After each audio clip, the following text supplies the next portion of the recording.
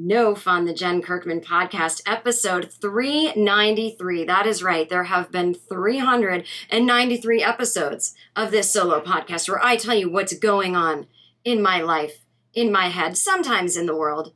I am Jen Kirkman. I am your host. I am a comedian. You may know my Netflix specials on Nadilin, and I feel fine and just keep living. But this is not a comedy special. I mean, sure, sometimes it's funny, but sometimes it's serious, but it's always honest and real, which is usually a dog whistle for racist and homophobic and transphobic and sexist. That is not what I mean by sometimes real.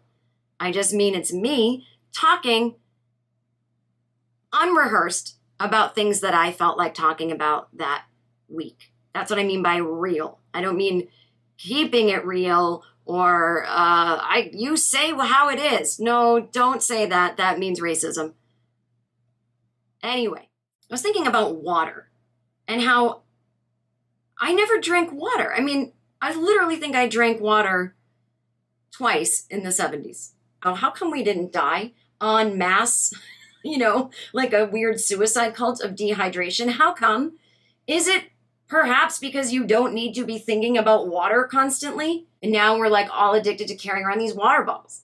64-ounce water bottle everywhere you go. Like I was like, what? It's like become an adult pacifier. I'm carrying around pounds of water to go from one room to the other.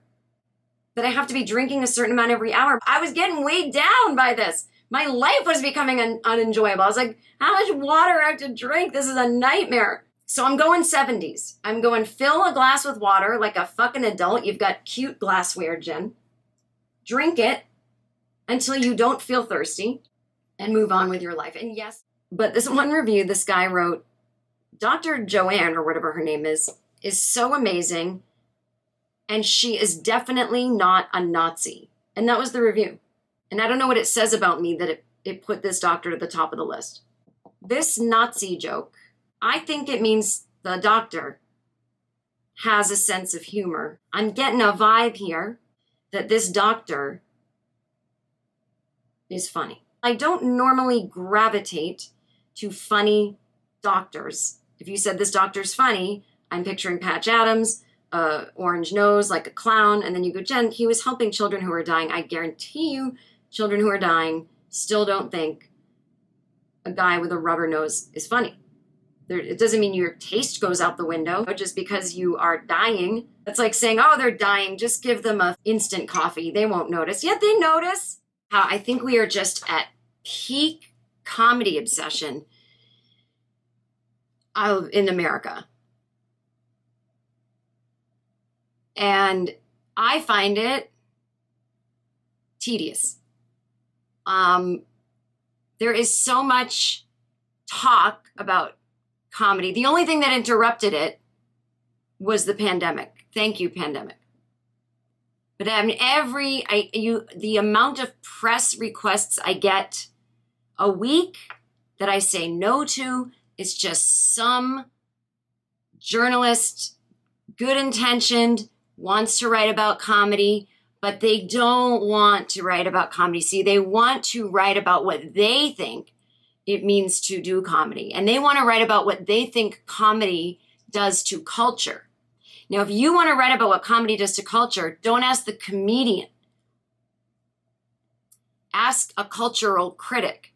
Ask someone who can contextualize, well, I've studied this aspect of war and peace and humanity, and there is a direct correlation between when comedians were saying this and when the Berlin Wall fell down. I mean, I'm kidding, but I don't know because I'm not thinking about the context of what I'm doing when I'm doing it. It doesn't interest me. Comedians are very smart.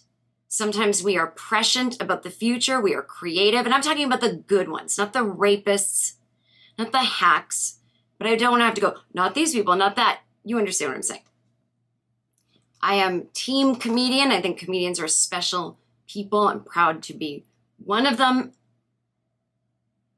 However,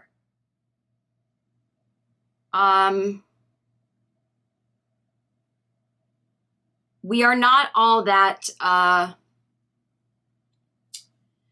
don't even know what I'm trying to say. I just feel like it's I don't think we should be the ones to be commenting on what we do all the time. It's for other people to comment about and to get wrong, you know.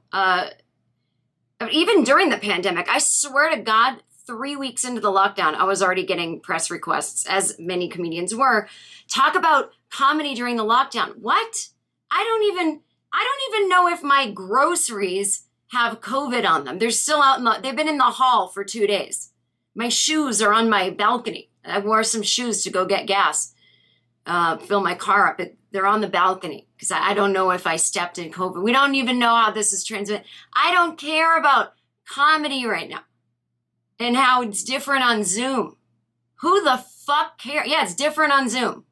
It's different on the moon. It's different if I'm peeing on the toilet and doing it from my phone. It's different. It's different every night on stage. See, you missed the interesting story. The interesting story isn't that it must be very different from the stage to the Zoom. Sure, but who wouldn't understand that? You don't have to be a comedian to understand that. What you do have to be a comedian to understand is why the Friday night 7:30 show is different than the Friday night 10 o'clock show. Why is the Friday night 7:30 show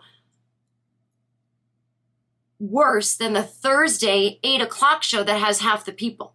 Why? Why every single time, every single comedian? Why? There's an interesting story behind that.